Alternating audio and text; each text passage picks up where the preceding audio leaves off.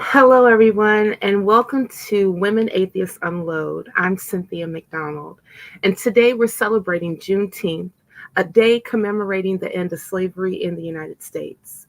For Black secular people, those who identify as atheists, agnostics, humanists, and freethinkers, Juneteenth holds a unique significance. It's a time to honor our history, celebrate resilience, and advocate for justice and equality. Join us as we explore Juneteenth's history and its meaning for Black secular communities. And don't forget to like and subscribe. Let's dive in. I know you told your friend you're not okay. And tell me what's wrong and why you never said you felt that way. And guess you're trying to stay strong and fake a smile until I look away. But I've known you too long, it hurts to watch your blue eyes fade to gray as you fade away, as you fade away.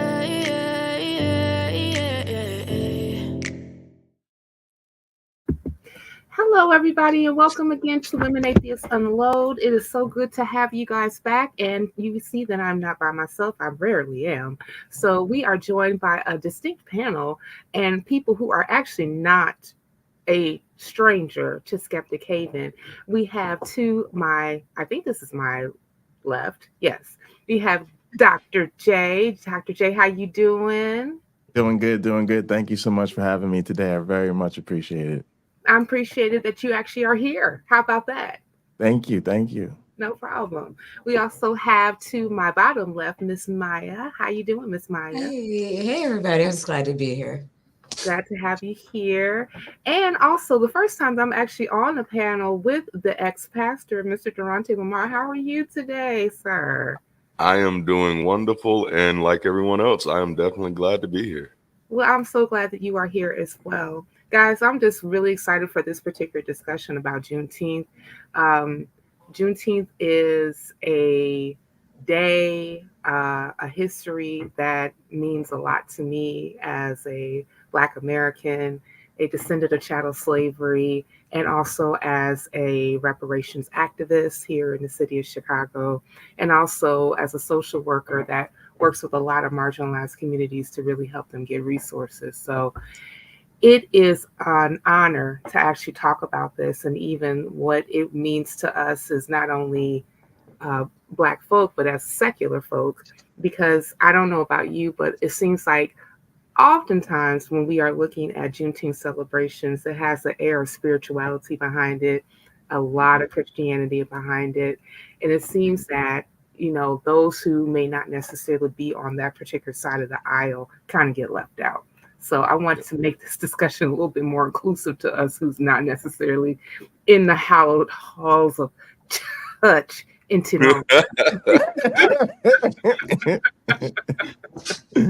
Yes. But Jay, I'm going to come to you first because you want to hit us with a little bit of a repertoire, if you don't mind, please. Yes, please. It's just, just to sort of orient people. Not everybody's familiar with the topic at hand. So I'm gonna just go ahead and give people just a smidgen of background.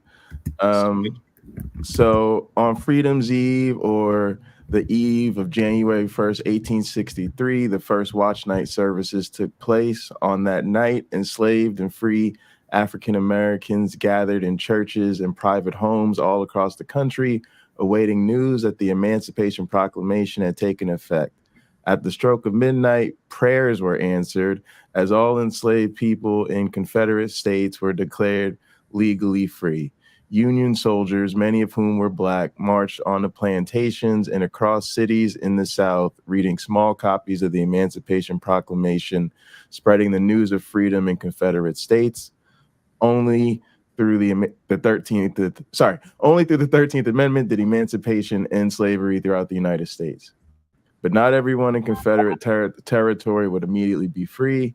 Even though the Emancipation Proclamation was made effect in 1863, it could not be implemented in places still under Confederate control.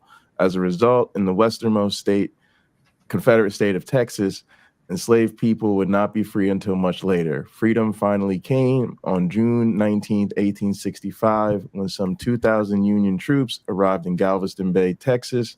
The Army announced that the more than 250,000 enslaved Black people in the state were free by executive decree. This day came to be known as Juneteenth by the newly freed people in Texas. The post-emancipation period, known as Reconstruction, 1865 to 1877, marked an era of great hope, uncertainty, and struggle for the nation as a whole. Formerly enslaved people immediately sought to reunify families, establish schools, run for political office, push radical legislation, and even sue slaveholders for compensation. Given the 200 plus years of enslavement, such changes were nothing short of amazing. Not even a generation out of slavery, African Americans were inspired and empowered to transform their lives and their country. Juneteenth marks our country's second Independence Day. Although it has long been celebrated in the African American community, this monumental event remains largely unknown to most Americans. And I thought there was just so much in there that gets overlooked. I just thought that would be a good way to set us up. I appreciate that. So, I'm just going to throw out a few questiones to our panel here. And if I might call on you to get started. Jay, I know that you are familiar with calling on people who may not necessarily be prepared. Sure. Yes, absolutely. Absolutely. And I don't necessarily think I'm going to have a problem here. But just to the panel, you know what? And Jay, since you went ahead and gave us that historical background, I'm going to start with you. What is the historical importance of Juneteenth, and why did it take over 2 years after the Emancipation Proclamation for the news to reach Galveston, Texas? Racism, and just it just shows you how, I hate to say, but how important it was to people that even after you have this situation, you're trying to heal a nation, you're trying to look, and it's something that I have to be reminded of now, which is people will hold on to racism till their dying breath.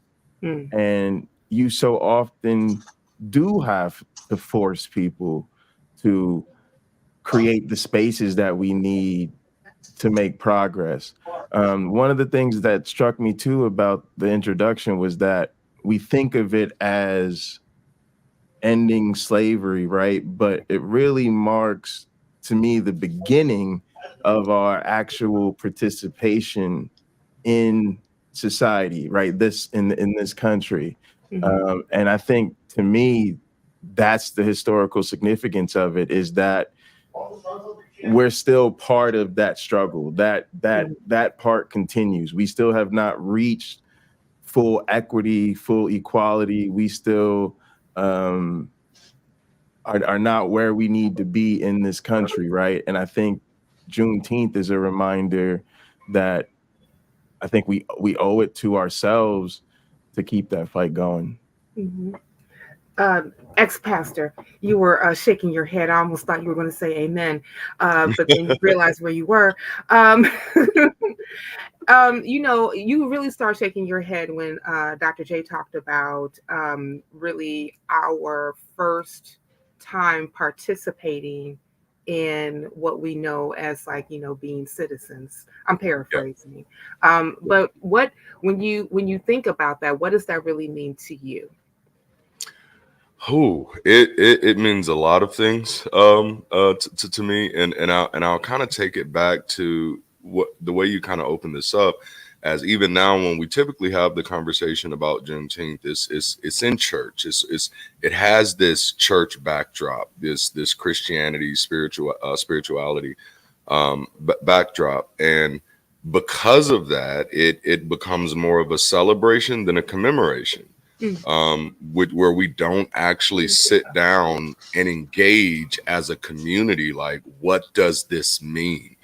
How does it happen that we go from a declaration, or here we are, we're released from slavery, And then we have this other group of people in the same country for a long time who don't get that. And then even moving beyond Juneteenth, you had peonage slavery or debt slavery that still existed in many states for a very long time. Yeah. And so that's why I start kind of shaking my head, because that engagement, the question you ask is like, why do you think it took so long? A part of me also asked that question and say, man, I wonder, not to put the impetus on those who had just got freed, but it's like, man, you'd think somebody would have been running to Texas and say, hey, we got to let these folks know. And that's that participation aspect. It's no longer being just, hey, somebody set me free, but getting into this place that until all of us are free, ain't none of us free. And that's what civil engagement is. It is realizing that just because my life is a little more comfortable now doesn't mean the fight is over. Mm-hmm. And just because somebody on the other side doesn't want to give me what I deserve doesn't mean the fight is over. I still have options. I still have capacity. And the lack of that type of engagement many times is what's robbing us in many ways of coming together and being able, and that's why I appreciate this so much, of being able to have this conversation and critically engage this, because that's what a commemoration is. It's us going back and asking the very questions you're asking. Why is this significant for us? What is the impact of this? What does this actually mean to me? And how do I make this relevant now? Yeah, I hear that very much. And I'm going to bring Maya into this conversation because you've been sitting back so patiently, sis. Yeah, follow that. Yeah, sorry. Try. All right, what was the question? Yeah, but, well, I haven't asked it yet, but, but you are a person that is working in, diversity, equity, and inclusion in your position. And Darante brought up something very important when we talk about, commemoration versus celebration, and how these conversations should go, or how we should at least try to engage in the conversation, talking about Juneteenth, and how also the fight itself is not over. So when you hear those words, the fight is not over, what exactly is the fight? And how do we, as a people who are concerned about these different things, engage in the fight properly?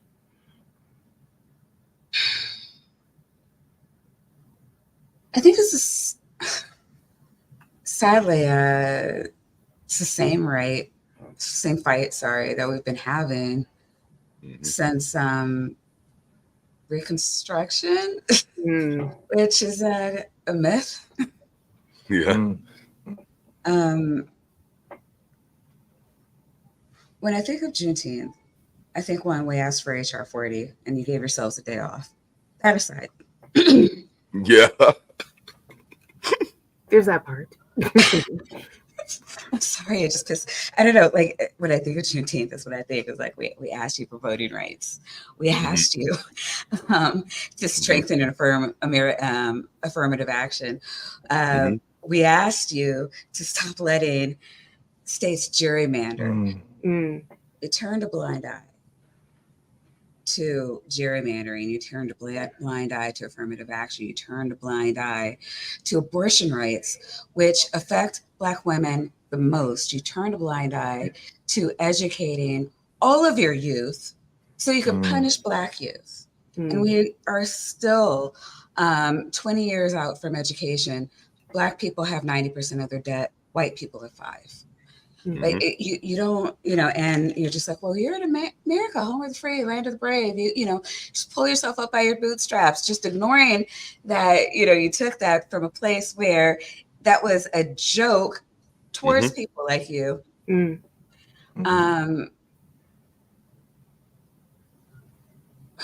get so mad when I think about what they took from us.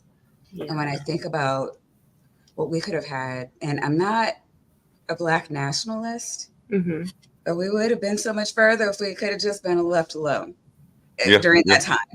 Sure. I'm just saying, not a Black nationalist. I don't I don't You're not advocate trying that to at all. annex the entire South and just make it Black people land. And Yeah, then and I'm not trying to, I'm I've not thought trying to do about it a that. few. okay. So like when people, I know that that's what the Black nationalists use. Like we were so much stronger. I'm like, we were stronger when people were not interfering with us. Hmm. Mhm, We are a mhm. force to be reckoned with when we are left to be able to grow and thrive. We do. And I think that people aren't understanding that we are still being held back. Black people today don't understand that or how we are still being left back. Panels like this are important. When we're talking about DEI, one, you need to know what happened. I think that people think that things are the way they should be. They think that because Black people are marginalized, or like what was it? Scalia, I think, said, no, Black people just want to live around each other. Now you're thinking about white people, and that's why you keep kicking us out of your areas. We don't. We just want to be around good people. We want to be in good neighborhoods. We don't care what our neighbor looks like. We don't. Mhm. We want to give people. We want to allow people the same rights that we have. And I'm bringing this around, I swear. You're fine. And I say all this to say, people are uneducated on our history, including Black Americans, and you need to know how we got here. Yeah. That is so important because it molds how we look towards the future, what we do as we are incorporating in our future plans. Things that need, I mean, it's the whole, was it critical race theory? Mhm. That's what that's all about, what it's actually about, right? Understanding your past and how things were intentionally and unintentionally done to marginalize groups, things to be aware of as you're forming your future, to be inclusive of all groups and not colorblind, Mhm. but aware, woke, as it were, to the unique qualifiers of individual groups, and not even just race, but as we were talking about, whether it's your sex or your attraction status or your socioeconomic status, like all these things have different your age, all these things factor in differently when you're thinking about doing anything really Mhm. um, on a public scale. And it's laziness to not be to not think of those things. Mhm. And if you are if you're a public figure and you don't want to be inclusive, you're in the wrong job. Mm. Yeah. And if you are an individual, if you're a member of the public, if you are the people, you're part of a larger demographic that is bigger than yourself. And you need to stop trying to be selfish about it. It's hard and it's frustrating. I don't understand it. I say all the time, like I've probably misgendered all my trans friends, and you know what? They still call me an ally, and they still, love me because they know that I'm trying, and they know that I'm gonna learn from that, and I'm gonna be better in the future. And that is all that any ally group is asking for. Nobody's asking for perfection. Nobody's looking for a reason to, what do you call it? Cancel you. We just want you to try, and that's what I think of when I think of inclusion. Me as an HR director, that's what I want to do. My staff is predominantly South and Central American and African. I am in a minority of people that only speaks one language. I try to pick up different Spanish phrases so that my Central and South American workers know that, I'm with you. For my African employees, I just try to, just little things like trying to pronounce their names correctly. Mm. because, you know, it's like, I don't know what that is, so I'm just going to give you a nickname. Well, my name has meaning. Mhm. And you're giving me this, you know, Americanized, well, like, what is it? This doesn't mean anything to me. You're whitewashing me. My name. Yeah. This is too hard for you to pronounce. Like, you know, so I mean, and a lot of them, I know they're tired of trying to work with Americans, and I'm like, no. You know, like this one girl, and I can't do the thing with my mouth, the R. It's the curricula, but like with the R, and she laughs at me. But I've noticed a change in her demeanor and how she interacts with me just for me trying, you know, Mhm. like it means something to her that I want to know, that I asked, what does it mean, that I try, and I mess it up every single time. But she finds it Maya, endearing, and it's about it. well, Maya, I want to kind of go back to something that you said previously. It's a couple of things that you said previously that I thought that was very interesting that kind of helped me kind of like, formulate another question that I wanted to have to the panel itself. Because you mentioned representatives, right? And also how if you don't necessarily want to be inclusive, you don't need to be in that job. And then there's also this issue where, you brought up how critical race theory is often misconstrued into some type of nefarious lesson that we want to teach white children to hate themselves because of slavery, when all that, well, one, critical race theory is not taught in elementary and high schools. That is a graduate level course, and usually taught in law school, and also, yeah, and also what the real issue is fighting against teaching actual history. Even in Texas, I want to say sometime last year, the school board wanted to replace slavery with what was the terminology that they came up with? It was like involuntary. Oh, something workers. Yeah, it was like Yeah. oh crud, I have to look it up. But it was something like not slavery Yeah. that was they basically just tried Yeah. to redefine slavery in a very benign term. And slavery, like Right. involuntary servitude or something like that. yeah, it was Maybe trying to something. It was put a Something like euphemism on that. it. Yeah. Hold on, guys. Bear And with there, me. and there's a push Indentured too. servitude. Is that usually what they say? Indentured Indentured, is service. it? Yeah, indentured Oh, servants. there's a term, but like it's like No. Here more it is. in the Involuntary thought. relocation. That's what it was called. Involuntary Oh, I do remember that. relocation. Yeah. That's the one. I do remember that. Yeah. Okay, so yeah. let me throw some. Let's get some spice into this jambalaya. Okay, Please. Ice. I like my jambalaya spicy. So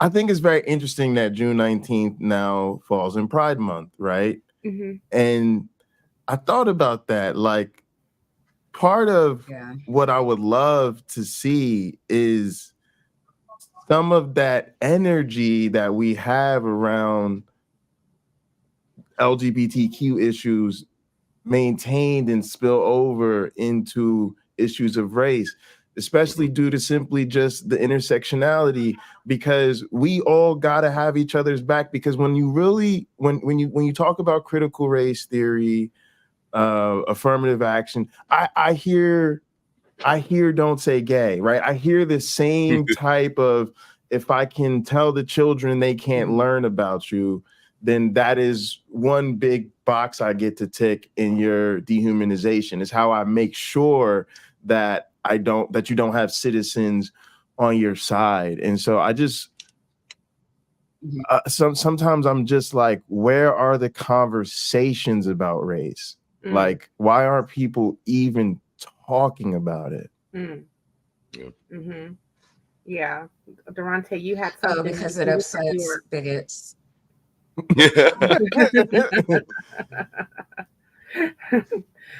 Yeah, Maya and Darante, looks like you both were had your brain spinning on what Dr. J just said. No, oh yeah. yeah, no. By all means, please go. I was just gonna say for sure, just thinking about the conversation is increasingly uncomfortable for people, Mm-hmm. and it's gotten to a point where things are so polarizing that we don't even have conversations on purpose anymore. So when we do have conversations about race, it's let me tell you all of my hurt, and then now let me tell you all of my hurt. And I don't know if any of you've ever been in a relationship before, but those type of arguments don't work. They are never going to go anywhere. And so the biggest problem is, and this is one of my personal opinions, I think the biggest problem is that neither side is psychologically nor sociologically healthy enough to engage the conversation yet, which takes us back to the necessity of reevaluating how we do education.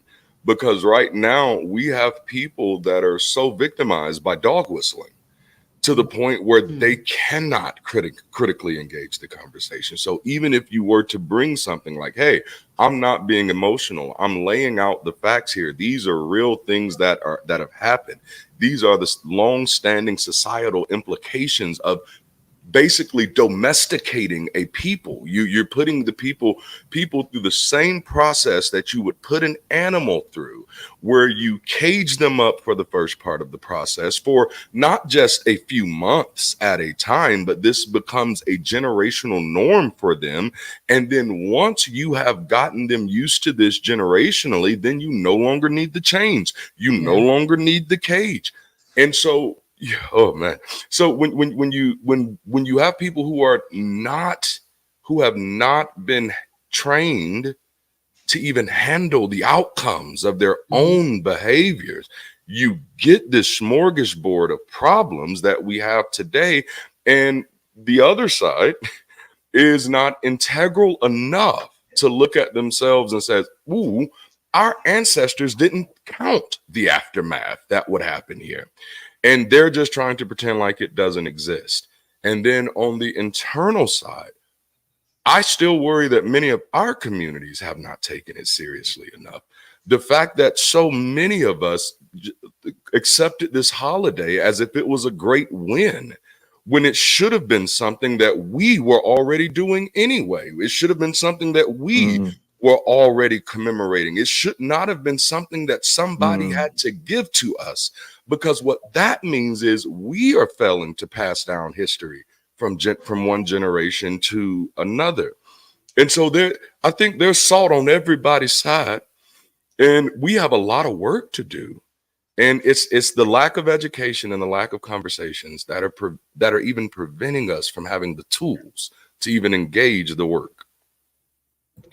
No, I love that. And let's not forget the white fragility that comes from them being decentralized. Mm-hmm. They can't handle it, and they're not prepared to, because of all the things that they're doing. I can't remember the article I was reading, but it was talking about how white men have the highest rate of midlife crisis. I mean, to the point where it's almost non-existent in Black women. Yeah. Because it comes from that expectations not meeting reality. They and I really didn't understand it. I had to have a white man explain to me what it's like living in the world. And I'm like, why?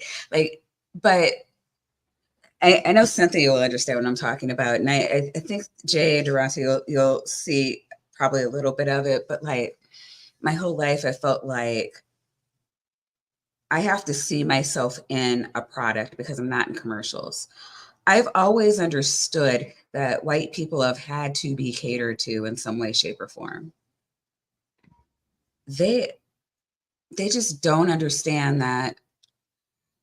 And Jay and I were talking about this last year during his Blackapalooza, how white is not the norm. It's not the default group.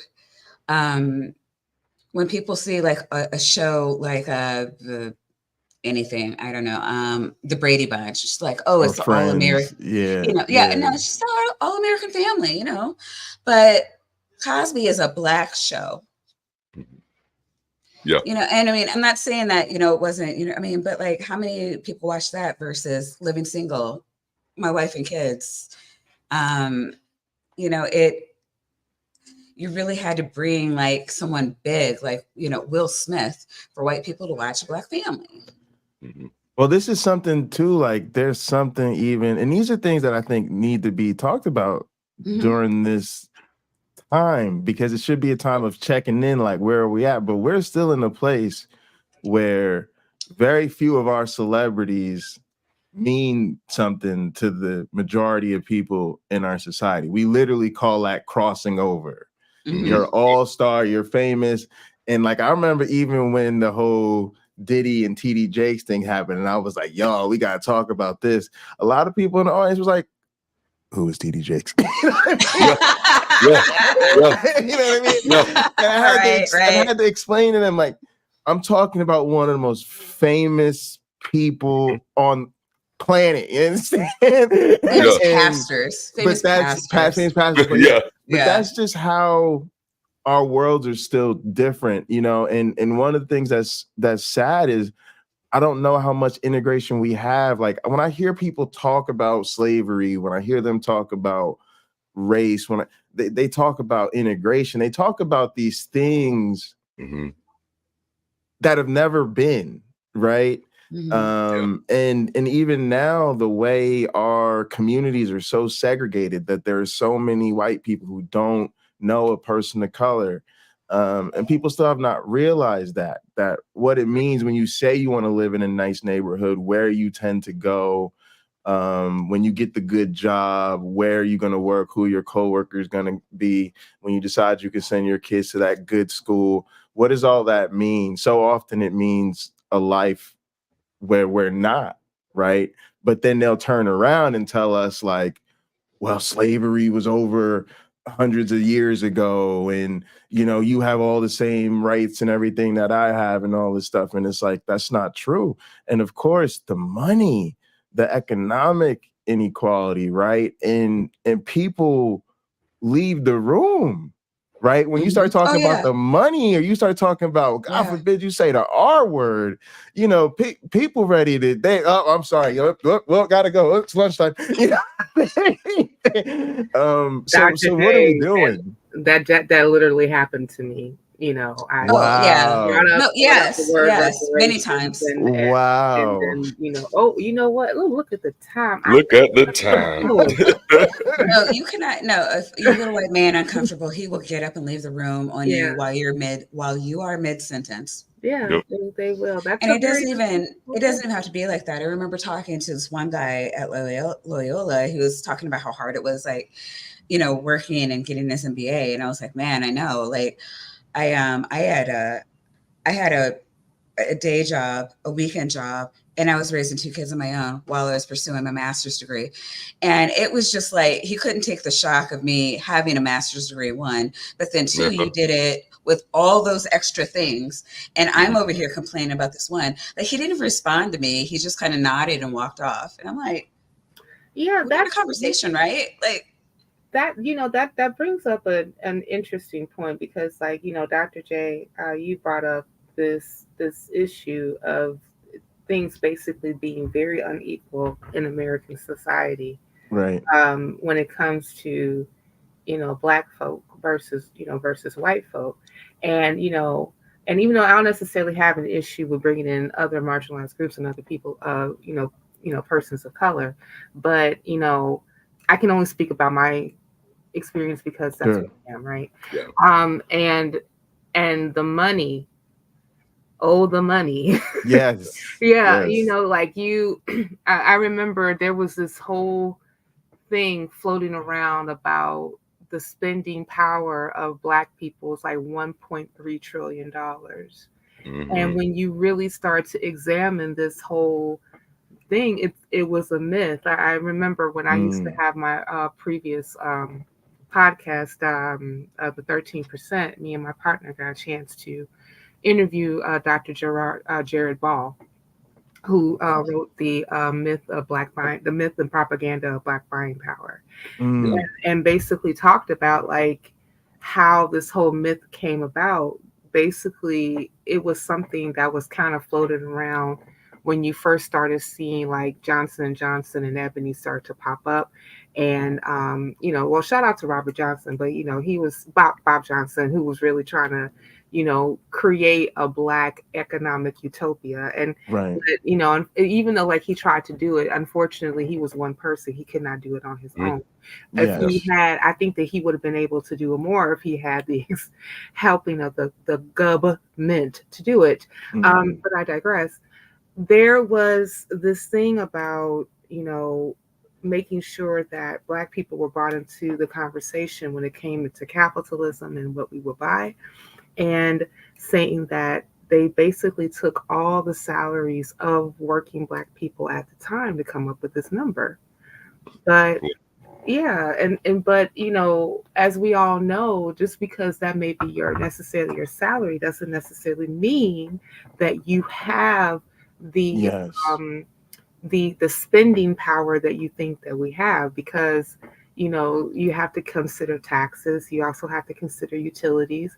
The biggest expenditure of any person is keeping a roof over the bills. Like that, the housing in of itself, like whether if you're paying a rent or mortgage, is going to take up the majority of your salary. So this so when that whole number was being floated around, the $1.3 trillion, then the second fallacious argument came in with, well, what is black people doing with their money? They must be buying weaves and Jordans. And yeah, that's exactly what happened. Because if you see my closet, that's all I got, guys. Let me open my closet right now. You'll be shocked. Right. Not making sure that we got food, not making sure that you're paying your insurance, not making sure you're paying, like I say, your mortgage or your rent or your car note or anything like that. It's basically just throwing away your money on frivolous things. And when you actually look at the data, and that's the problem, that a lot of people don't necessarily want to have a conversation around our facts. And facts can be backed up by data. We see that, Black folk are not frivolous with their money. This is, the Bureau of Labor Statistics actually has like a number where it shows like the percentages of what Black people spend their money on. And entertainment and clothing is like a very small percentage of where their money goes. The top three is housing, transportation, and food. Those are the top three. And so you have to have a roof over your head, transportation for you to get to work, and food so you can feed yourself and your family. And there's so much in that too. One is, of course, the trope of blaming the problems in the Black community on Black culture instead of systematic racism. Right. The other is just, again, us living in two different worlds, to where they're in the world where I remember like when COVID happened, my mom used to always say, you got to know the difference between what you need and what you want. And I remember hearing all these people whining, I can't go shopping, I can't go to the movies, I can't go to the mall, right? And it was like crippling to them, right? And they don't even realize that, like, for our folks, like, we don't even have disposable income like that. Like, you know what I'm saying? And that myth that we really spend most of our money shopping and balling and going to the club and making it rain and all of this, it's just like, it's just two different worlds in terms of who really has disposable income, which is, again, the economic they don't really want to talk about. You want to talk about spending money on jewelry and Jordans and cars, then I'm gonna need some actual economic reform so I can do that. Right. And I mean, judging the entire group by the youth culture, sure. I mean, a lot of the people that they're seeing doing all of these things are like 17 to 25-year-olds, which is what their kids are probably spending their money too on, I Yes. mean, the haircuts and the highlights, and they're not the nails, and I mean it's the same thing, it's just a different culture. And we do see on every demographic, when you give poor people money, yeah, they're going to splurge on things that they haven't had in a while, but like, my God, if I haven't had a haircut in 5 years, don't I deserve one? Or I Yes. mean, Yes. I remember like being poor and getting my income, was it a tax return, and yeah, just a lot of things that I just didn't have the money to get throughout the year. You have this lump sum, and it's just like, God knows when I'll be able to do this again. And we do see that happening with poor people. They'll get the things like those things that they've been saving for out of the way, and then you start to see a normal pattern once they get enough money to cover all their expenses. Most people do save, and when they are able to save, most people will buy homes. Yeah, Most people exactly. will, yeah, They will. They really will. And I think that, it brings this whole thing up about making sure that what is afforded to a group of people when it comes to when we're talking about economic justice is just bringing them into normalcy.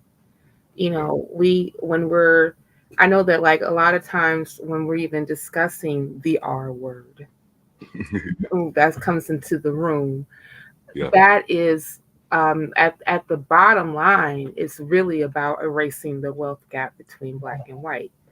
for sure. Um, at this yeah, particular point, like black folk hold like less than two, I think it's less than 2 or 1% of the wealth in the United States versus whites over 90%.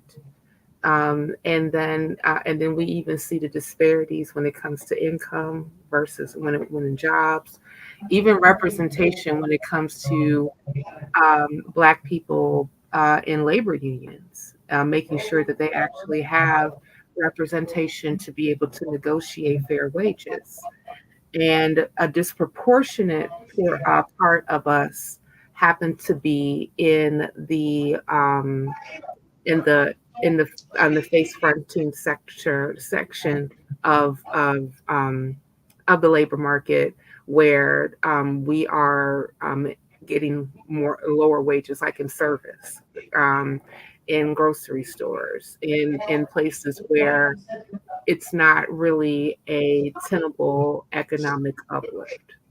So there's a lot that's like to unpack when Yeah, it comes to where we are as a people versus how we can even look at now the national holiday of Juneteenth.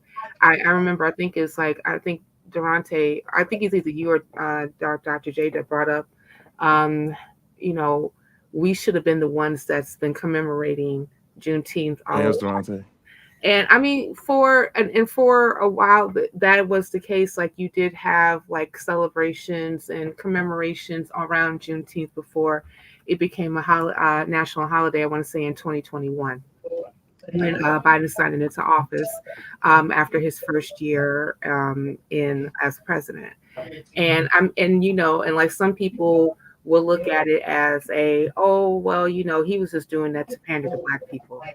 I don't disagree with that, yeah, but at the same time, there were a lot of moving parts and activists that were behind pushing for Juneteenth yeah. to become a national holiday. So it wasn't Years. about, yeah, years, exactly, Mayo, years. So it wasn't something that, it was, that Biden said, oh, I got a great idea to make Black right. people vote for me in 2024. Let's give them Juneteenth. No, it was really definitely a work. It was a labor. But I know that you guys kind of brought up something that I kind of wanted to go back to about how Juneteenth is kind of represented in media and culture. I don't It, know if you guys watched The Daily Show. hmm Recently, Jon Stewart did a segment on basically corporations trying to pander to think that they care when it comes to like Pride Month and also like Black liberation. And all of a sudden you had like, you know, rainbow flags everywhere. And I remember when Walmart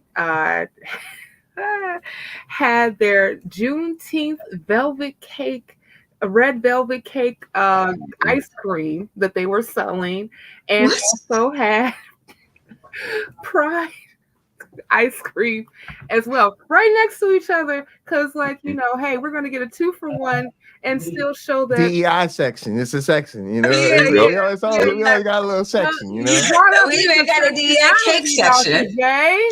You brought up intersectionality. Walmart is doing the best of it and capitalizing it on the same time. It was great. But Oh, he man. brought up the whole notion of how corporations are like taking something like Juneteenth and trying to represent that we really do care, but in actuality they don't. They're just really just trying to pander to ingratiate their bottom line. So how would you all say that, you know, since it's become a national holiday, how have you seen it represented in media and culture, and do you think it's represented in the correct way? I'm going to go around the room. To my left, Maya, I'm going to start with you, then Darante, and then Jay. I'm sorry. I was kind of like yelling at somebody in the chat. I just want to remind everyone that Trump's tax cuts for the poor only extended until 2025, and then they go up every year to the point where it's like worse than it was before. And they never really help the poor. but it's stagnant for corporations. Mm-hmm. So they did know how to make it stagnant, and they chose not to for us. Yeah. That would ensure that he would look good for as long as possible. And then at the point that it didn't matter, like, you know, whether or not he was getting voted for anymore, then, you know, it's stagnant, which would most likely fall on a Democrat, and then they would get the flack for the economy that Trump started. And even though everybody's really happy with Trump's economy, nobody wants to talk about how he did nothing to change it from Obama's economy. But you know, I just didn't want to let that go. Anyways, what's your question? My question was, how do you see Juneteenth represented in media and culture? And if you do, how, and do you believe that it is represented correctly? All I see is people bitching about DEI and how we're trying to indoctrinate their children with all our woke socialism. Maya, I'm a news junkie. So Maya, I've seen your timeline. You're obviously indoctrinating all the children. Just you by yourself. I am an evil communist. Oh my gosh. You know, and I'm sorry for all of you who think socialism is, you know, evil. And, you know, the government, you know, shouldn't be taking our money and giving it back to us in ways that enhance our lives. Who needs that? Like, you know, weird. But no, every time I see, I don't know, I would love to see more of the celebrations. Honestly, I know that, I live in Baltimore and DC. They have celebrations on Juneteenth. I lived in Illinois all my life. I don't know if Chicago did anything for it or not. I know we had a Taste of Chicago. Knew about that. But I wasn't aware of any Pride events. And until I moved to like the Baltimore, DC area, and it was a show. But again, Maryland's a slave state. Illinois wasn't. So it's possible that it just meant more here, but it kind of was. Maryland was totally a slave. Yeah, Illinois kind of did have a slave. Oh, I'm sorry. Yeah. Illinois did. Yeah. Once they had slave, there were a lot of slaves that were in Illinois. Yeah, there were slaves that were in Illinois, and there were also, and before Illinois became a state in 1818, it was a slave territory. Okay. No, I remember. Yeah. No, We even had slave. There, a majority of the slaves were in central and southern Illinois, in of itself. But because yeah, I thought I saw a couple of cases where slaves were trying to say, "Hey, I'm in like in Illinois, we're saying I'm in a free state. yeah, Do I still have to be a slave?" And of course, every judge in America was a slaveholder. So they were like, "Yeah, get back in your place, you darky."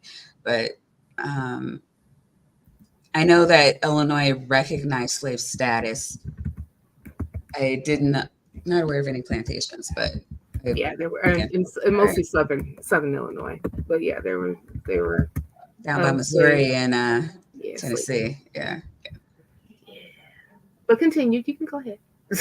No, no, I mean, that's pretty much what I have to say. I would love to see more of the celebrations, but with the rise of, I think the right has had a chilling effect because I haven't been seeing it as much lately. Also, COVID.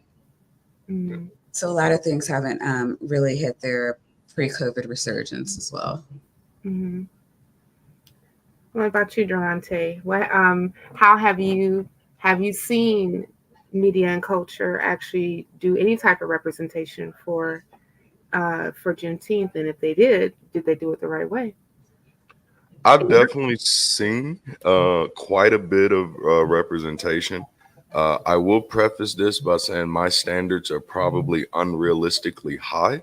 So for me, it has not been done the right way yet. I see it. I see one or three things when it comes to Juneteenth. I either see commercialization, celebration, or condemnation. Mm. And unfortunately, like my city, they do something every year for Juneteenth, and it's literally just step shows and a sermon. A preacher is gonna come and preach how faith brought us over and how God has been good to us. Of course, the mayor is gonna come in and say something nice for the black folk. And some people are going to come dance and stuff, and then there's going to be a step show, and then we're going to have a bunch of vendors, and we're going to eat and have a good time, which I'm not against if we were doing a multi-day event and this was one of the days. But at some point, if we're all shocked, if we're like, well, damn, how did I know about this day? Why not at least use this day to educate on the history of the day? And I think that's been like one of the biggest things missing to me that I've seen. And I'm like, what? So we just sat in here for 3 hours and nobody talked about how this came to be. Nobody talked about what happened. Nobody talked about the families that actually did preserve the history of this. Like, what is going on? So I don't know. My standards may be too high. They're not. So to me, I just haven't seen it. They're not. I scream the same thing.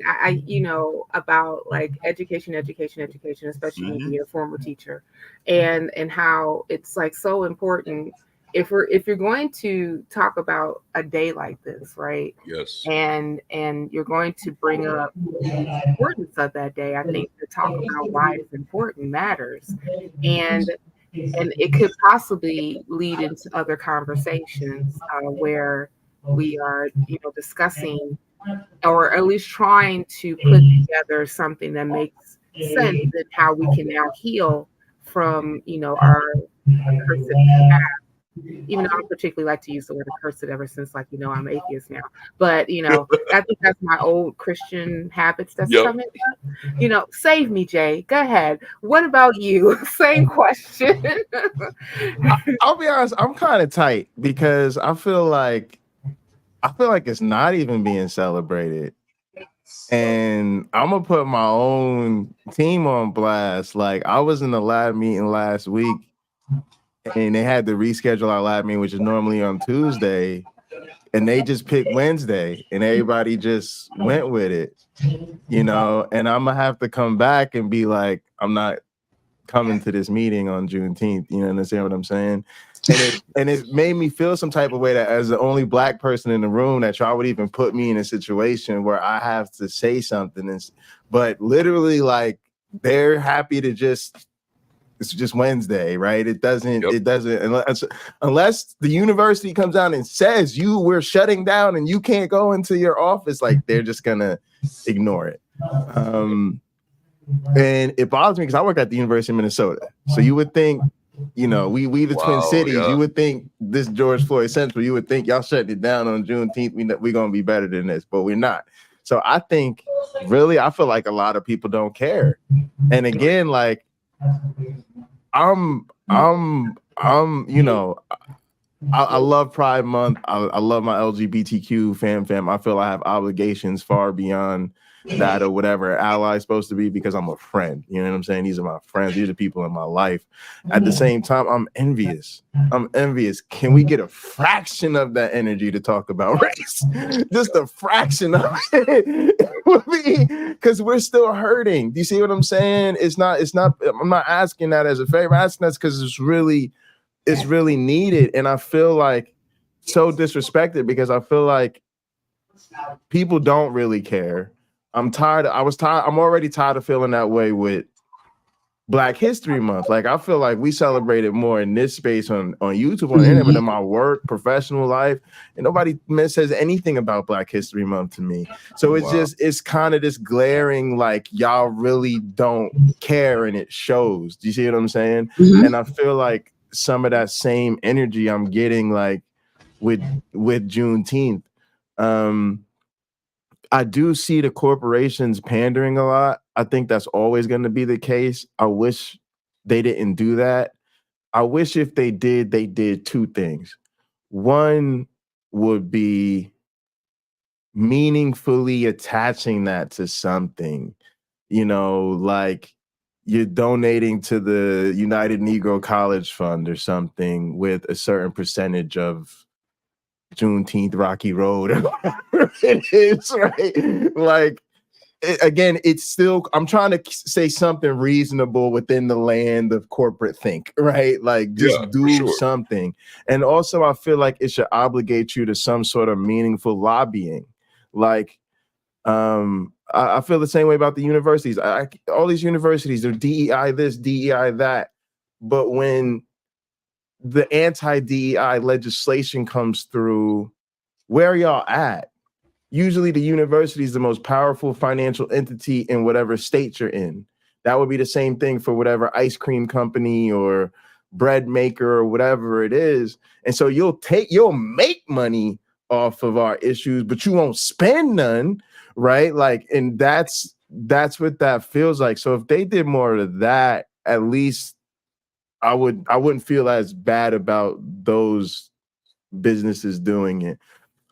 It's a couple other things I wanted to ask y'all about. So, Ma, you brought up not being a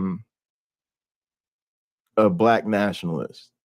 Is there a way that I feel like maybe Juneteenth we should be revisiting something that feels to me like, and I'm kind of new to the game too, but like Pan-Africanism, because I still feel like there's a lot of ways that our struggles are disconnected, right? There's a lot of people who say come from the Caribbean, who don't even identify with Black Americans in their struggle. We, a lot of times as Black Americans, don't identify with the struggles of the global South or other, you know what I'm saying? And I do feel like creating more common identity around our common struggle, because let's face it, the police and the HR screening people, they see us as the same. So yeah, I just wondering what y'all think about that. It's very funny. I feel like I must jump in and say something about this, because like I consider myself a very unique individual in the sense of not only am I Black American, but I'm also a child of a Caribbean mother. So I kind of grew up with both cultures, kind of.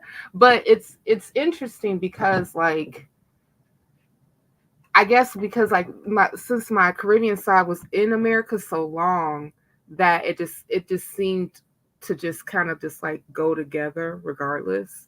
And I think that like for my household, my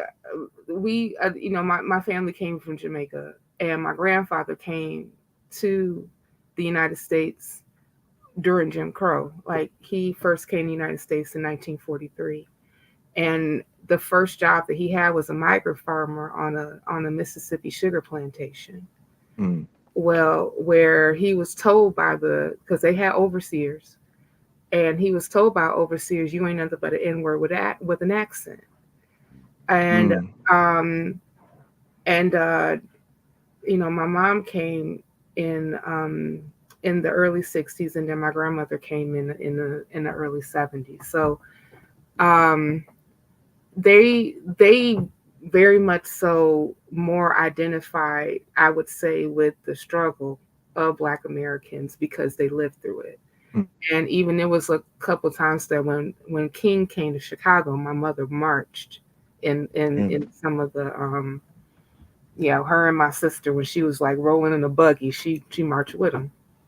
So I think that one of the things that is the difficult part now is that you got Black people that comes from different countries, but it's post 1965. And you have a larger contingency of Africans that have come in the 90s. So they're very much so in I don't want to say entrenched, but they're very much so identifying more so with their nationality. Yes. More yes, so that's my than experience.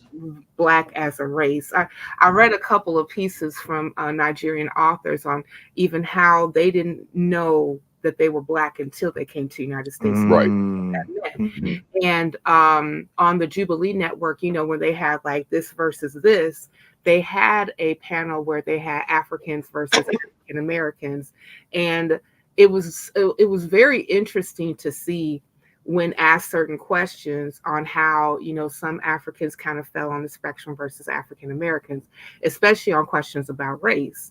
And one question was about, do you see that there is still a racial struggle in the United States when it comes to Black Americans? And one person from the Cameroon said no, and he felt that if he doesn't get anything, it's because he didn't work hard enough. And then there was one sister from Nigeria and another sister from South Africa who said that, I used to think the same way until I learned about African American struggles in the United States. And the South African sister was really like more so on that struggle because they dealt with something similar during apartheid. So I think that a part of the issue with the diaspora is that I think that all of us can really point to how white supremacy has been a scourge all around the world. But white supremacy has shown up differently all around the world. And sometimes we have a hard time really trying to pick apart our own personal nationalities and identities versus the struggles that we have had just because we're Black, right? Right. And I think that and even though like I don't necessarily have per se an issue with Pan-Africanism, but I know that when it comes to how equity inclusion looks, it's going to look differently depending on where you go in the world, right? Sure. Yeah. Like there was I was watching another panel discussion, kind of like ours, there where it was a Ghanaian host who was talking to two Nigerian activists. One was an activist, another one was a professor, and they were talking about how reparations would look in Nigeria.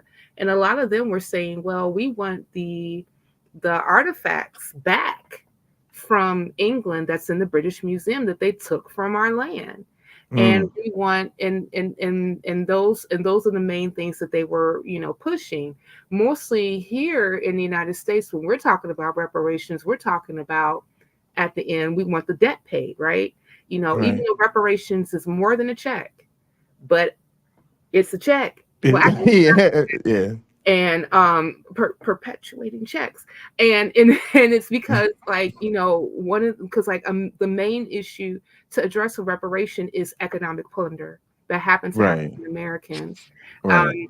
And I agree that with you, Maya, when you said that Black folk was fine when they were left alone. you look at majority of Black towns that have sprung up at the turn of the century, end of the 18 at the end of the in the 1890s and in the turn of the century, and how they did very well economically when they were left alone, even though they like scrounged up what little that they had to actually make a society work. Greenville district is, Yeah. one of the ones that come up. Greenwood district, I'm sorry, in Tulsa, Oklahoma. They were burned to the ground. Yes, and it was burnt to the ground. Same thing with Rosewood. Same thing with, Atlanta had one. Chicago had one. The red summer of 1919, right? Where systematic townships and also Black townships and also Black neighborhoods were attacked. And even those they'll call a race. They'll say a race war broke out. yeah, it was no race war. It was a massacre. Right. Yeah, Right. these were massacres. These were domestic terrorism. That's what it was. Yep. And we're still and just not even just acknowledging that those things have happened. I even think that my education about even some of the systematic economic and loss of life that has happened to Black Americans was like fairly recent. Like a lot of stuff that I learned it as an adult. And I feel kind of I feel kind of like robbed in a certain way, because even though I know that some Black folk will say, I don't think that Black history should be taught in schools. I'm like, well, why not? Black history is American history. It should be taught in schools. It should be taught. If my tax dollars are going towards the education department, and it's used to set up schools in different areas around the United States, part of the curricula should be about the Black experience and how that experience has shaped America. I don't know. I'm just rambling. No, But, I think you make a good point. I've always said you have yourselves to thank, because if anti-Blackness, if oppressing Blackness wasn't so central to the American mission, then maybe we could have a different conversation. But so yeah, there's a lot to this conversation. How do you think we get more people to be willing to have a conversation about economic justice? yeah, that's a good question. I'm going to let you guys ponder that before I jump in. Darante, won't you start, and then Maya jump in, and then I'll put in my Sure. 3 cents. I think that's a heavy one. How do we get people willing to have the conversation about economic justice? That's a heavy one. Because I don't know, especially if I were to judge it by the history, I'd be willing to say we can't, because it's been a really, really long time that we've been trying to get them to the table. And so I'd probably be much more interested in exploring that idea. What if they're never going to come to the table? What do we do then? Because that's what scares the hell out of me, is thinking that if they do decide that we're never going to grow up and treat you like humans, I'm afraid that we're just going to sit here and take it. That we're literally going to sit here and say, until they change their minds, we're going to condemn ourselves to live like this. That is the most frightening thought to me in the world.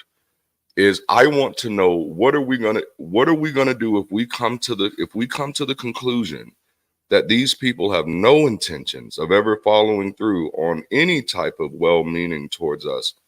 What do we do from there? And I think that was one of Dr. King's last speeches, which is, where do we go from here?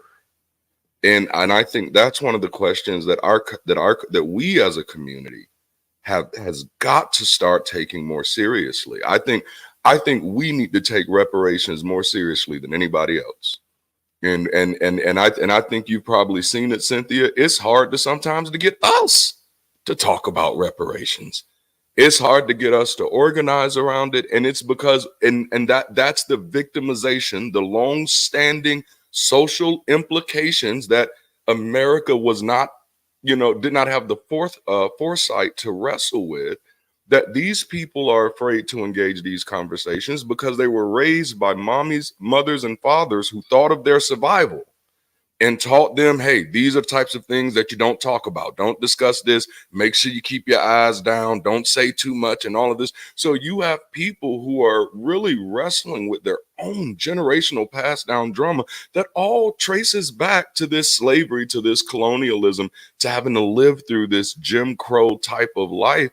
And it's hard. It's hard. So I don't know how we get them to the table.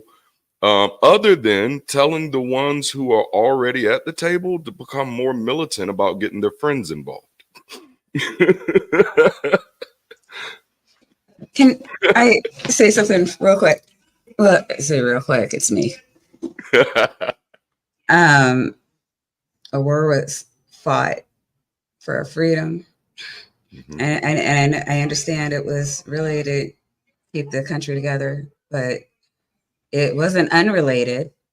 Every Southern state had a manifesto, including us in it. Yeah. They said that they were going to give us 40 acres and a mule. They said that there was going to be a time of Reconstruction. They also said that separate was equal. They also said that there was a GI Bill that all all servicemen could use, except the Black ones. Yep. They said that, we couldn't live in their neighborhoods. They said that we couldn't bank at their banks. They burned our cities down. They put freeways through our little corners of their cities. They've incarcerated our men and blamed our women. It's time we realized what we've always known. They have no intention on helping us. We have fought with our lives for every scrap we have. And I think this is a time of reflection. I don't want a war. I would like it if, we could just educate and understand that people are people, that skin color is just, a way of the body optimizing vitamin D for reproductive rights. I mean, not rights. We'd like to talk about reproductive rights though, but for better reproduction, because it helps being lighter in the north and being darker in the south. I mean, just helps with the baby making. And that's all this is. No reason to hate it, but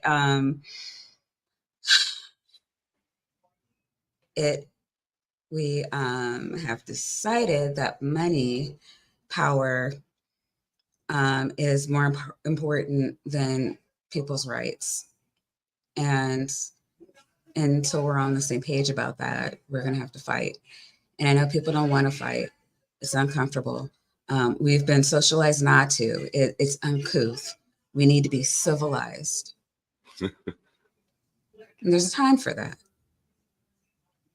Fighting looks different in different spaces, but the four of us will be fighting to keep our rights, to gain more rights, and passing down that legacy to our offspring until the day we die. Yeah. That was sobering.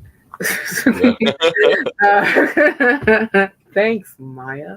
No, I'm here for you. You're good. No, you're fine. There's a reason you invited me.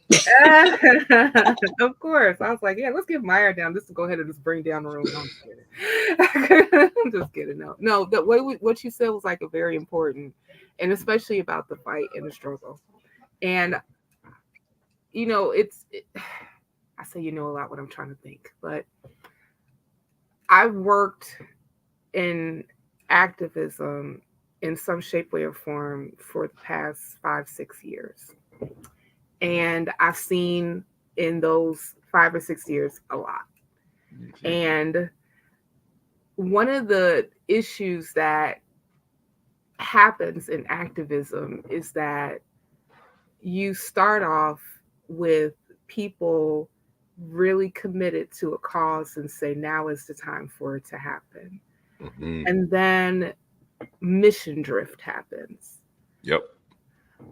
What is mission drift? That's when you get distracted by other things other than the mission that you're trying to accomplish. Now, sometimes mission drift means that you have to be focused on family, focused on job, things of that nature, keeping a roof over your head. And that's understandable. But I think that one of the things that has been so pervasive, especially in the African American community, when it comes to our issues, is you got folk who kind of teeter and totter into trying to make money off of it. Yep. And it's what a few of us have called profiting off of our pain. Now, I don't really know how to get humans from stopping that. Right. But I will say that there are also us who happen to be on the other side who are more concerned about making sure that it's not just you eating, that all of us eat. Yes. And I think that part of that is creating the spaces that we need to have these commemorations and conversations the right way. Because I think that our culture is so programmed to microwave information. Yes. And it just be popped into these 1 minute snippets that you get for shorts because that's all you have the attention span for. And part of it, I think that a lot of us fail to do is recognize that and how to really take how we disseminate information and put it in a way that makes sense for all of us to grasp and be able to absorb. Now, as far as like bringing in on the other side, we go back to this whole conversation about what is an ally.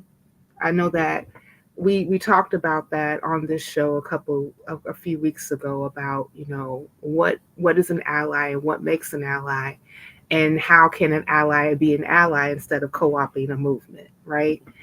And one of the things that allies can do when you have the capacity is to put more of these things on the platform to center, because it's absolutely necessary that these type of conversations are had and had often. And it's also important that it's not just in the Black community, even though the Black community needs to have it just as much, because it's part of our culture and our identity and also our education. But as I stated before, Black history is American history. And if we're going to really have a proper conversation about what American history looks like, we have to focus on what America did to get to where America is. Yeah. And unfortunately, we still have people trying to push revisionist history on how America became a world economic power. It was not because of the Industrial Revolution. It was because of slavery. Yeah. How do you think that the Industrial Revolution was able to capitalize the Industrial Revolution? They needed the funding and the capital that they gathered from slavery. If you own a business, you know that the major expense that you have, the biggest expense that you have is labor. Yep. If you have a corporate nation, because that's what the United States is, be able to utilize and capitalize on free labor before it even became a corporate nation, What are we talking about? What, 244 years? Yeah. You know, that's a hell of a step up. Hmm.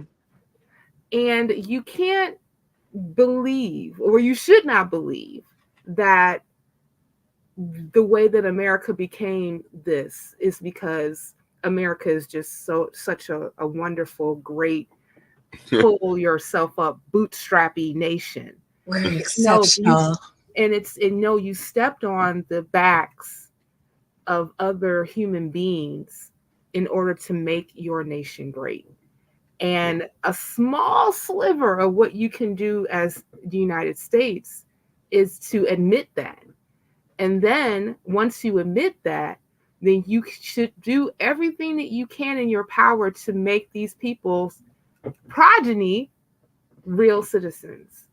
Absolutely. I mean, like, we've been fighting and fighting and fighting. Oh boy, have we been fighting for over a century to actually embody what it really means to be American.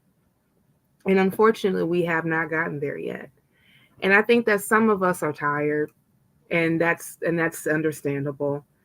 And then even like we're even tired of one another, because sometimes like our others that we are in the fight with get on our damn nerves. Yeah.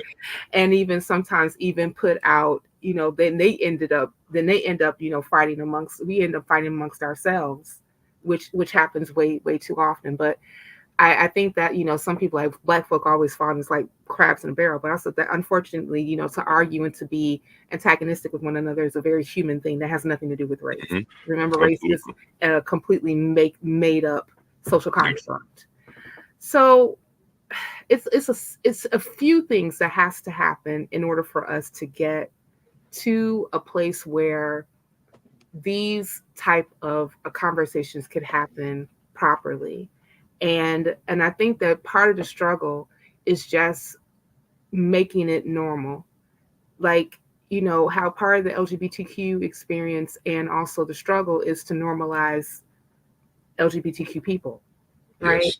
Instead of, stigmatizing them and saying you shouldn't even exist anyway because you're an abomination against God.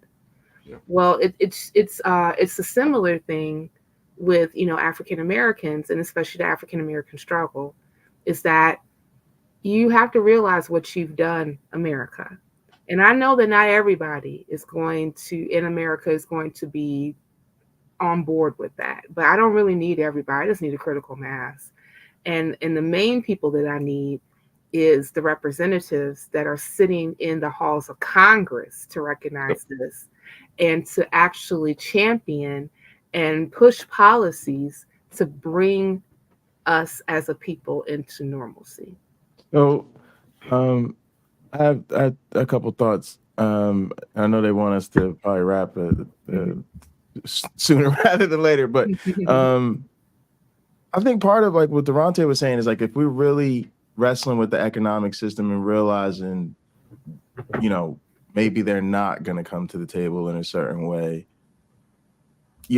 I say that's your no justice, no peace time. And I think that's the time when, to me, you challenge the entire economic order. And the thing I want people to realize is, like you said, we have a state-based, race-based corporate capitalism, right? That was never built to integrate us to begin with. So we've always had to exist outside the system. And so it's sort of like, if you're not willing to reform the system to make me whole, why should I continue to serve the system? And that kind of ties me to one thing I think we really wanted to touch on before we go, which is being secular people thinking about Juneteenth, because so much of what I see now is the sort of Christ washing of the entire Black experience. And we already know what that iconography looks like. Yes. And Right. And then not only, to me, are you still in chains in a sense of the faith, but you are also usually then an agent of the status quo. So most Christians are capitalist, and part of the ideology they bought into is an anti-socialist, anti-communist, anti-economic reform that we actually need. That somehow they're also reinforcing on Sunday morning. You better preach, Dr. J. We'll be here all day. And then you couple that with the people that we do elect into office that look like us are coming from those churches, from those backgrounds with that type of understanding, and that's how so many of our needs get overlooked. And so, just coming back to, because I'm a big proponent of secular community, this is why, like, especially in the Black community, we need intentional secular community that is, I don't want to say evangelizing. No, I can say evangelizing. Tech companies use it, that are literally evangelizing for secular causes, because like it's not just that we need, it's not just that we need new schools. It's not just that we need new businesses. We need new representatives. Period.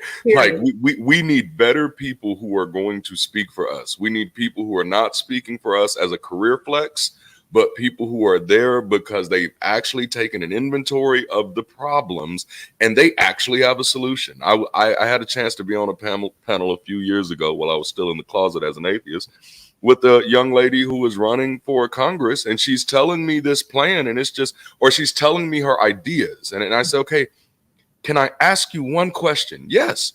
Where have these ideas worked? And it stumped her. And then I was terrified. Because then I'm like, so you are literally selling your entire platform on ideas that you don't even know if they've ever worked or not, which unfortunately becomes the norm for a lot of the people who end up getting to speak for us, because it oftentimes ends up being the loudest folk, not necessarily the most qualified. And we do have like a laundry list of qualified people in our community who have put years in doing the work on the front lines and consistently somehow get overlooked by our representatives. And that sometimes just pisses me the hell off, because I know Claude Robinson, he's one of them, Anderson. He's been doing work in this area for so long. Yeah. And he's one that gets overlooked, Yeah. I think that Dr. Claude Anderson actually worked for a representative. I wish my partner was actually in the chat. He could tell me for real. I would say this too, for the allies out there. It's important that y'all answer that question, because I hate to say this, but what I want to tell my friends so often is part of fighting racism is accepting racism. I know that sounds paradoxical, but we've always had to deal with racism. We've always known it was going to be a struggle. So yes, we fight against it, but we keep it moving. And what I feel like so many times when you come to the cause, you're like, I want to stop the racists. Well, that's what they want, because now you take up all their time, all their energy, all their oxygen. And the perfect example is a lot of time in these spaces. How many times have we seen the flat earth debates, the creationist debates, the are you a structural materialist, axiologist debate? Give me a reparations debate. Give me a redlining debate. There's so many, right? You see what I'm saying? There's so many of these issues that we should be talking about, but they're not on the table because we're still centering on the wrong people. So some of that is, keep fighting, keep trying to change them, but recognize you ain't ever going to be able to change all of them. And we got work to do in the meantime. Yeah, it's the critical mass. I mean, the ontological arguments, the cosmological arguments, the flat earth arguments. I tune out a long time ago. I think all these it's obvious that that the earth is not flat. We've known that before. There was even spaceships, capsules that actually went up into space to actually take pictures of the earth. Stop it. Right. Okay? You can go outside and see the freaking curvature of the earth, and I'm not a scientist. I'm just saying, stop it. But anyway, that's all. You sound like me. Yeah, just to stop it. I mean, like, I understand like those arguments are going to always be the case, but but I think I get equally annoyed when our people are engaged in them, because I believe that they're nonsensical, and I believe that they're also distractions, because whether you believe that the earth is flat or not, and especially, and I'm talking to you Hebrew Israelites out there. Oh my. Yeah, oh boy. The Wrestling Federation. Yes. I'm talking to you people, and you're 5%ers as well. That does not get you anywhere closer to inclusion. It gives you nowhere near closer to economic justice and freedom, and it damn sure don't get you to equity. Okay. Because even if for some reason that you get a person like me on your platform and I just run out of gas because I'm just completely flabbergasted with your fallacious argument. At the end of the day, we still need our economic justice package. That's right. Forward. We still need our bodies protected from people who have an intention to really thwart our progress and also our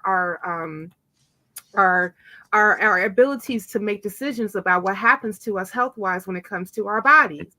We still need to be able to have the same rights and privileges as our other citizens that are around us because we fought for them.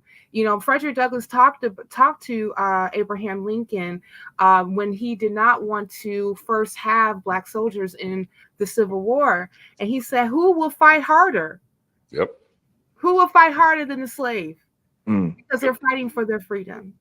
And Frederick Douglass was right. Obviously, we see the tide of the Civil War changed when you had ex-slaves to be able to fight in the Civil War. So listen, African Americans have been in every war since the Revolutionary War. There is no one more American. There is no one more American. And that has nothing to, and like I said, I'm a child of an immigrant, so I'm not disparaging immigrants. It would be kind of silly for me to do that since I'm a child of an immigrant. But I'm looking specifically at historical facts. Okay. My progenitors bled and they died. I come from 3 generations of Black men that served in the armed forces. And they fought and they died in order for them to be able to have a country. And it's past time for the country to do right by, as Ted Hayes calls it, federal super citizens. Yeah. So that's what he said, that the 14th Amendment made ex-slaves that were Black Americans federal super citizens. And if we go back to the topic at hand about, what Juneteenth means and why should we commemorate it, it's because of the contributions that Black Americans not only made to this country, but how they are still in a struggle in order for them to have proper equity in this country. And in order for and I know that there's a lot of people that have different desperate ideas about what that looks like just in this chat alone. Since we've been having this conversation, I see y'all out there. It's okay. But you know what, I'm glad that you're there, because one of the things that you're doing is you're listening. And if you're listening, then there's a possibility that you can take some of these talking points and discussion points that we've had on this panel back to your communities. That's what it's going to take. I mean, Dr. Frances Cress Welsing used to say all the time, each one teach one. And even though I don't always believe in everything that she wrote. Yeah. Frances, but such is with everybody. All of us are nuanced. Everybody got their weird ideas, right? But but some of the things that she said was right on point, and that definitely was. But yes, guys, we're going to wrap it up. But everybody, I just want you just to kind of go around and just give your final thoughts and shill where you can be found. Maya, let's start with you, and then Mr. Darante, and then Dr. J. I have a great place to start. You come to my channel tomorrow night, you're going to see all of us back here again. Well, all of us. Cynthia, you're always welcome to come on. But I know we are cutting it really close to your bedtime and probably ending past it. Yeah. I got a 3-year-old, remember? Okay. Oh, yes. Yeah, I remember 3 very well. Right. Anyways, I'm Maya Adkisson at, is he over here? At Maya Adkisson, and on my show, generally on Saturdays, either on my channel or usually on someone else's channel, you can see me doing what I call I don't have it like coined quite like Sundays, but like I call it social Saturdays. So our non-sciencey or more like political sciencey things I do on Saturdays. Some of those make it to my channel. Almost all of them you'll find in my appearances. So you can check that out if you want to see more things like this. On Sundays, I have what we call Bad Science Sunday. That is only in my channel. Gotta come over here to see it. And that's when I challenge people on their, let's say challenge people. We challenge bad beliefs. So we find videos, not quite, well, I used to say not quite as crazy as Flat Earth, but last Sunday we did teleology. That might have been worse. Yeah. I'm scared already. But we try to break them down, like why is this bad, and let's laugh at the idiot. So it's a combination of both of those things. And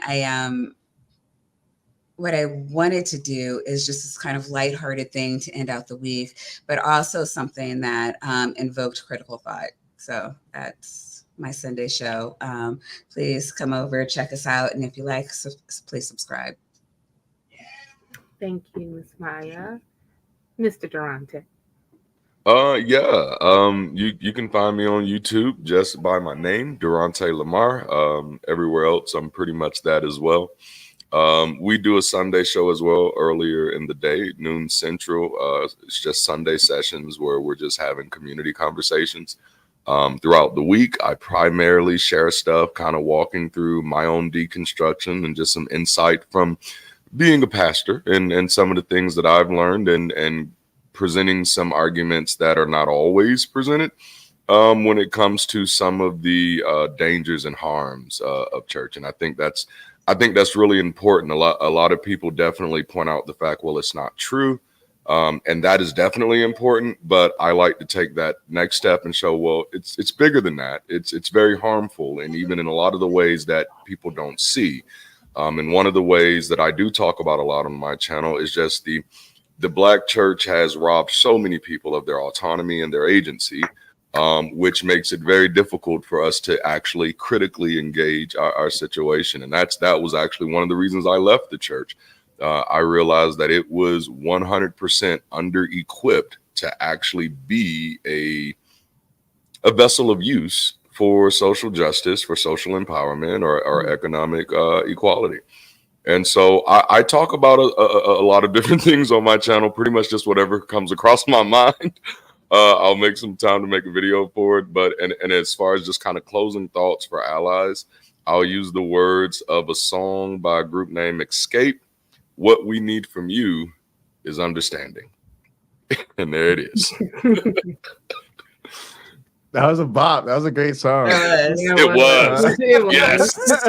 So simple as 1, 2, 3. So, Okay, go ahead, Dr. yeah, my closing thoughts are, to be honest, State, the first thing you could do is just, if you can, take the day off, because there's so many people that are not celebrating and not even observing. So you could make a statement just by observing, and then take that time to think of something you can actually do to help the Black community, whether it's a policy to advocate, a leader to send some money to, a child of color to raise or provide an opportunity for, but just take that energy and do something with it.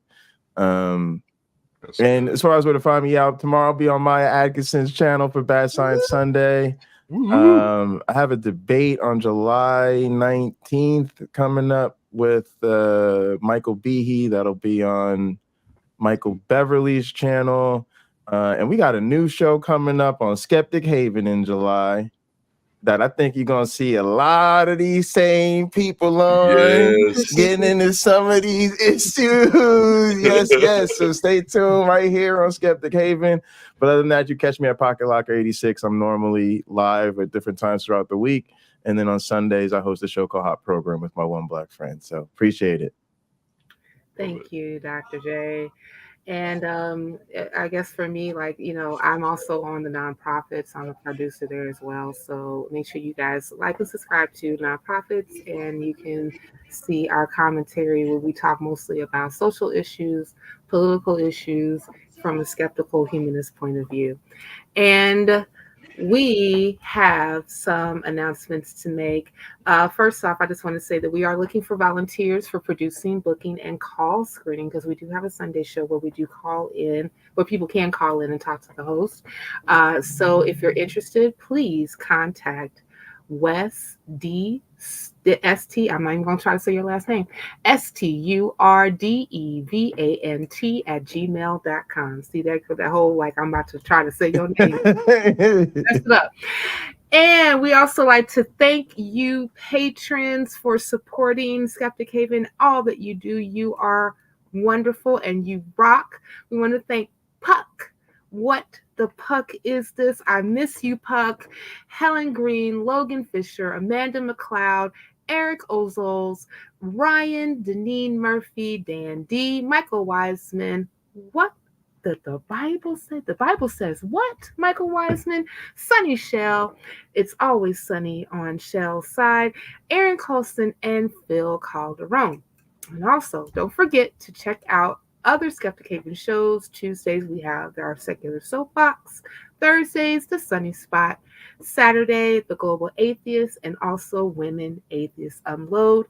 And on Sundays is Let's Talk on that very day. Guys, we want to thank you so much for actually tuning in. Make sure you like and subscribe to this channel. Hit the bell for notifications for every time the Skeptic Haven goes live. Keep tuning in for more programming that's coming your way very That's soon. right. That's right. Yes. And I like to also thank my illustrious panel for the day, Miss Maya Adkisson, ex-pastor Darante LaMar, and Dr. J. Yes. You guys were awesome. Thank you for having us. Oh, well, thank you for coming. And you know what? I'm looking forward to doing this all over again, probably next month. Just saying. Yeah. Oh, yeah. And also, too, like, I guess I can announce it here because she announced it earlier. Guys, Mandisa Thomas is going to be heading to the Alabama to Dino Land, and I'm going to be coming with her because I insisted. Okay. I said, you can't go without me. I insist. And that was really my words. That she's going to be debating Dr. Kent Hovind, and I use the word doctor very loosely. Doctor and debate very loosely. Right, yeah. All that. Can I ask a question? Yes, yeah. Why? Right. Well, the Hovind people retched on out, and retched on out, and one thing about Black non-believers is that we don't turn away any conversation. So, but she's been doing her research. I hit to a few things myself, and but I'm just saying. I told you, Maya. I insisted. I'm coming with you, and that's final.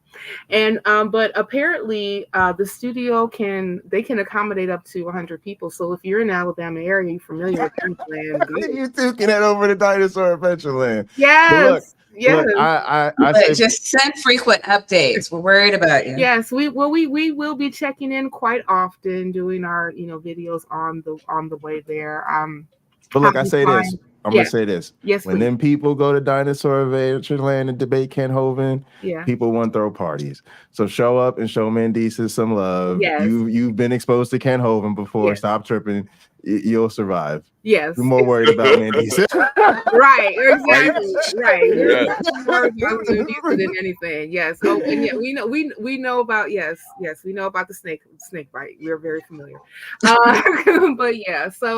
But yeah, like, no, if you guys are in the area or you like around and you feel like doing a road trip, come on down to Dino Land. Just saying, let's pack up that place out. Just saying, yeah, don't sleep over. But you can come on down to you ain't right, Stephanie. Anyway. Describe to Stephanie Helms. There's more where that came from. Oh my gosh. Yeah. But again, thank you guys so much for tuning in. Thank you, panel, again. You guys rock. And join us again next week for another episode of Women Atheists Unload. Until then, enjoy your Saturday. Bye-bye. I know you told your friend you're not okay. And tell me what's wrong and why you never said you felt that way. And guess you're trying to stay strong and fake a smile until I look away. But I've known you too long, it hurts to watch your blue eyes fade to gray as you fade away.